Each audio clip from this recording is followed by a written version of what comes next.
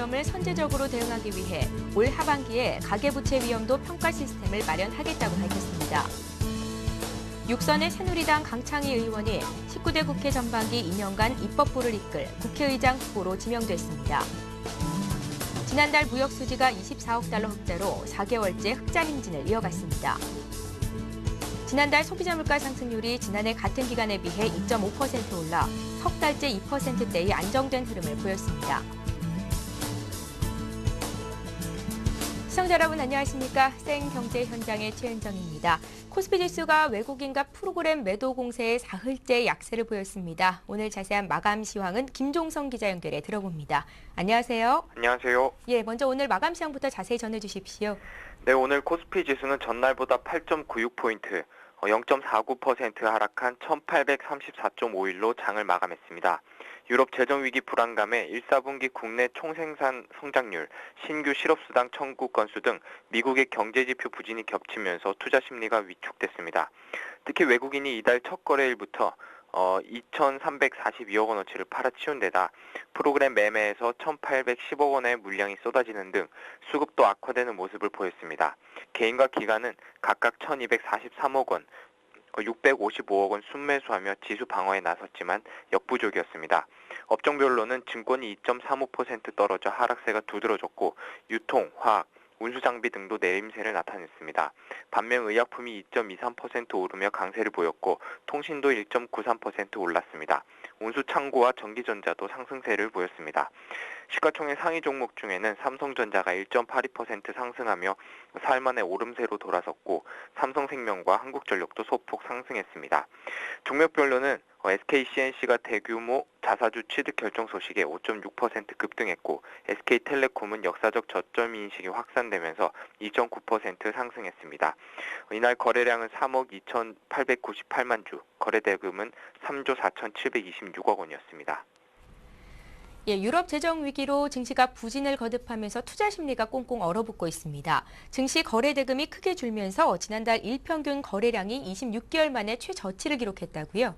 네, 그렇습니다. 한국거래소에 따르면 오늘 증시 거래 대금은 3조 4,726억 원에 그쳤는데요. 이는 지난 1월 2일 3조 3,042억 원 이후 올 들어서 두 번째로 낮은 수치입니다. 지난달 하루 평균 거래대금도 4조 6,911억 원에 그치면서 2013년 3월의 4조 3,290억 원 이후 2년 2개월 만에 최저치를 기록했습니다. 올 1월 월평균 거래량 5조 4,171억 원에 비하면 7,260억 원이 줄어들었고 지난달에 비해서도 4,521억 원 감소했습니다. 주식활동 계좌 수도 감소 추세인데요. 금융투자협회에 따르면 주식거래 활동 계좌 수는 지난달 17일 2,001만 개에서 30일 1,985만 개로 줄었다가 최근 6개월 동안 주식 매매 실적이 있는 30일 1,985만 개로 줄었습니다. 김학균 대우증권 투자전략팀장은 패닉 장세가 연출되면서 저가 매수세가 유입돼 일시적으로 거래량은 급증하는데 현재 증시는 아래로도 위로도 움직임이 제한돼 관망세를 유지하고 있다며 신규로 투자하기엔 불안하고 파는 것도 애매하니 거래량이 급감하게 된 것이라고 설명했습니다. 예, 주식시장이 위축되면서 증시를 이탈한 자금들이 단기성 투자처로 이동하고 있다고요? 네, 고객 예탁금은 지난 30일 기준으로 16조 7,157억 원까지 줄었는데요. 지난 2월 20조 4천억 원까지 늘기도 했지만 4월 말 이후 급속도로 감소하고 있습니다. 증시에서 이탈한 자금은 단기성 투자처로 옮겨가고 있는데요. 현대증권은 오늘 0.4%포인트가량 금리를 더 얹어주며 특별 판매한 환매 조건 부채권 RP도 이제 500억 원가량 물량이 판매 48분 만에 조기 마감되기도 했습니다. 머니마켓 펀드 역시 올 초 61조 원대에서 지난달 중순 73조 원까지 급증했는데요. 김성봉 삼성증권 연구원은 증시에 대한 불안감이 커지다 보니 일단 피하고 보자는 식으로 자금들이 단기 투자처로 옮겨가고 있다며 머니마켓 펀드와 환매 조건부 채권은 물론 일부는 해외 채권으로도 옮겨가고 있다고 설명했습니다. 국내 증시에 대한 투자 회복세는 유럽 재정 위기에 대한 공포가 어느 정도 해소돼야 가능할 것으로 보이는데요. 이달 6일 유럽중앙은행의 통화정책회의, 10일과 17일 프랑스 총선, 그리고 그리스 재총선과 18일과 19일 있는 주요 20개국 정상회의 등 주요 이벤트들이 예정돼 있습니다. 김성복 연구원은 올 1, 4분기에 스페인 은행권에서 970억 유로의 자금이 빠져나가는 등 스페인 은행권에 대한 우려가 커지고 있는데 유럽 중앙은행 차원에서 예금 보장, 은행 감독권 강화 등 대책이 나와줘야 공포감이 해소될 수 있을 것이라며 국내 증시의 투자 심리도 해외 주요 이벤트들의 결과가 나오는 6월 중하순께나 돼야 다소 회복될 수 있을 것으로 전망하고 있었습니다. 예, 오늘 증시 관련 소식은 김종성 기자에게 들어봤습니다. 고맙습니다. 고맙습니다.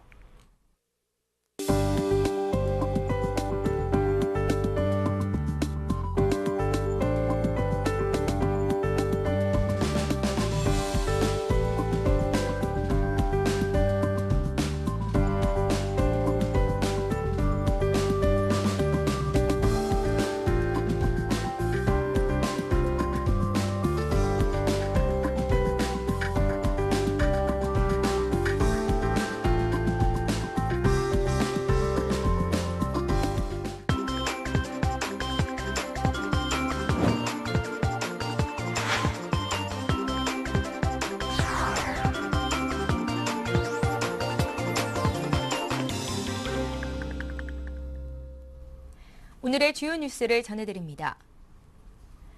금융위원회가 가계부채 위험을 선제적으로 대응하기 위해 올 하반기에 가계부채 위험도 평가 시스템을 마련하겠다고 밝혔습니다. 금융위원회는 오늘 기자간담회를 열고 가계대출 중 고정금리 비중이 높아지는 등 대출 구조는 점진적으로 개선되고 있지만 다중채무자가 증가하고 자영업자 대출의 부실 가능성이 높아지는 등 전반적인 질은 나빠지고 있다고 평가했습니다.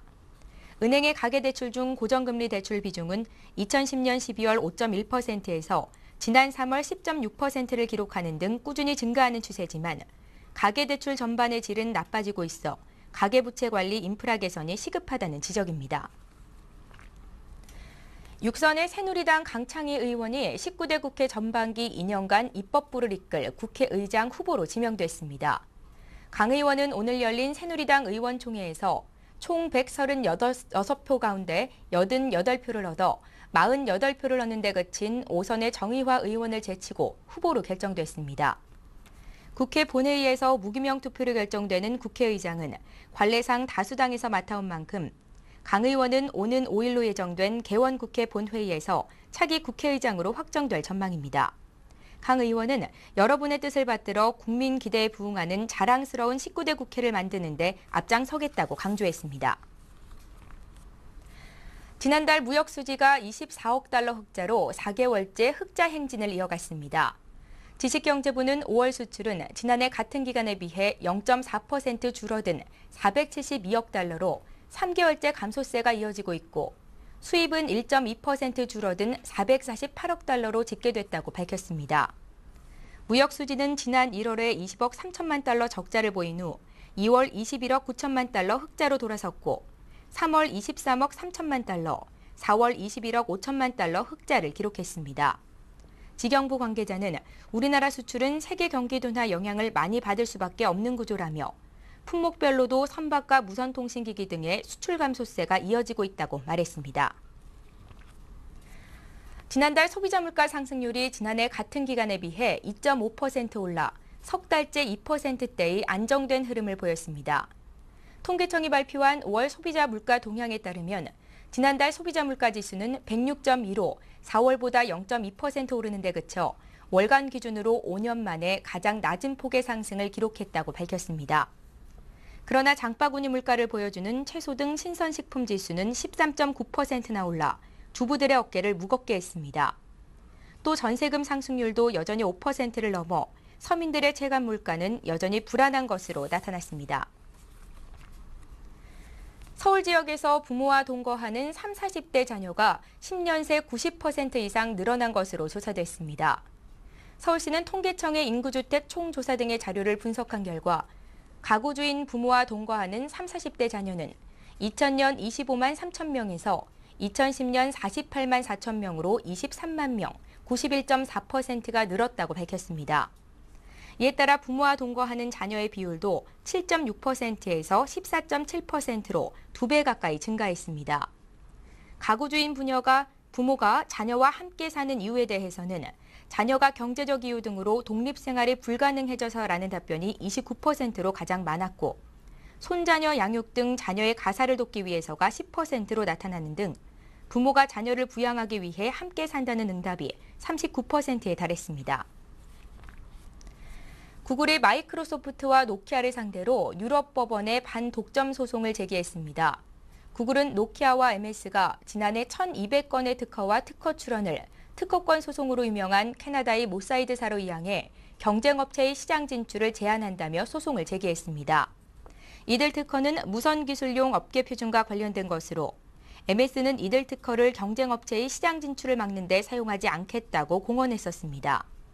구글은 이메일 성명을 통해 노키아와 MS가 자신들의 약속을 회피하기 위해 특허 괴물을 만들므로써 소비자들에게 모바일 기기 비용의 상승을 초래했다면서 우리의 소송이 이러한 관행에 대한 조사를 자극하길 바란다고 말했습니다. 오는 17일 유럽의 운명을 가를 그리스의 총선이 실시됩니다. 그리스가 유로존에서 빠져나갈 가능성이 점점 커지면서 금융시장도 크게 요동치고 있는데요. 향후 그리스의 운명은 어떻게 될 것인지 오늘은 국제부의 서일범 기자 연결해 자세히 알아봅니다. 안녕하세요. 예, 안녕하세요. 예, 그리스가 유로존에 남아서 계속해서 허리띠를 졸라맬지 아니면 유로존을 탈퇴해서 디폴트를 선언할지가 최대의 관심사인데요. 그리스의 이탈 가능성 어느 정도로 보고 계신지요? 예, 속단하기는 이르지만 주요 글로벌 투자은행들은 그리스의 이탈 가능성을 점차 높여잡고 있습니다. 시티그룹은 그리스가 유로존에서 빠져나갈 가능성을 75%로 내다봤고, 노무라도 이탈 확률이 더 커졌다고 최근 발표했습니다. 예, 그리스가 유로존에서 탈퇴하면 유로화를 버리고 예전 통화인 드라크마화로 복귀를 하게 되는 건데요. 이 경우에는 어떤 일이 벌어지겠습니까? 네, 17일 총선에서 급진 좌파 연합이 정권을 잡으면 그리스 경제는 붕괴 수준의 위기를 맞게 됩니다. 그리스 중앙은행이 내놓은 보고서를 보면 유로화 대신 도입하는 드라크마화의 가치가 65% 이상 절하되면서 그리스인의 평균 수입이 최소 55% 이상 줄어들 것으로 보입니다. 현재 22%인 실업률은 34%까지 치솟고 물가 상승률은 30%까지 뜁니다. 극심한 생활고에 처한 그리스인들은 고향을 떠나 독일 등 인접 국가로 떠날 가능성이 큽니다. 독일 통계청에 따르면 지난해 이미 독일로 이주한 그리스인은 2만 4천 명에 달해 전년보다 90%나 늘었습니다. 예, 그리스 경제가 유로존에서 차지하는 비중은 3% 내외에 불과하지만 유럽 경제에 미치는 후폭풍은 상당히 클 것이라는 전망이 나오는데요. 이유가 어디에 있을까요? 네, 이 유로화라는 게 유럽 17개국이 모여서 함께 쓰기로 합의한 화폐이기 때문에 한 나라라도 사용을 포기하면 유로화의 위상이 흔들릴 수밖에 없습니다. 당연히 유로화 가치도 떨어지게 되는데요. 노무라는 투자자들이 유로화 자산을 팔아치우면서 올 하반기에 유로화 값이 1.15달러 선까지 밀릴 수 있다고 예상했고, 모건 스탠리는 최악의 경우 0.8달러 선까지 주저앉을 수 있다고 전망했습니다. 유로화가 흔들리면서 유럽 자금 시장도 얼어붙어 도산하는 은행이 나타나고 증시 역시 폭락할 가능성이 큽니다. 예, 유럽 경제가 심각한 타격을 입으면 투자자들 역시 유럽 시장을 떠날 것으로 예상이 되는데요. 종착지는 어디가 되겠습니까? 네, 공포에 질린 투자자들은 유럽의 위험자산을 탈출해 안전자산으로 대거 이동하게 될 것으로 보입니다. 이미 나타나고 있는 안전자산 쏠림 현상이 더욱 심해진다는 뜻인데요. 전문가들은 독일과 미국 국채가 최대 수혜주가 될 것으로 보고 있습니다. 골드만삭스는 미국과 독일의 10년물 국채금리가 각각 1.5%, 1.0% 수준으로 하락할 수 있다는 전망을 내놨습니다. 이 채권금리는 채권값과 반대로 움직이기 때문에 그만큼 채권값이 비싸진다는 뜻입니다. 이 밖에 최근 약세를 나타내는 금값도 유럽 위기에 따라 장기적으로 강세로 돌아설 수 있다는 분석이 나오고 있습니다. 예, 지금까지 국제부의 서일범 기자와 함께했습니다. 고맙습니다. 감사합니다.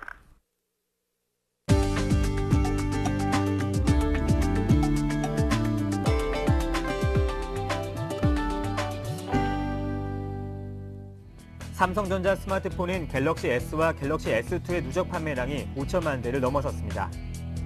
삼성전자는 스마트폰 갤럭시 S와 갤럭시 S2의 글로벌 시장 판매량이 각각 2,400만 대와 2,800만 대를 넘어 누적 판매량으로 5천만 대를 돌파했다고 밝혔습니다. 5천만 대는 지난해 국내 전체 스마트폰 시장 규모의 2배를 뛰어넘는 숫자입니다.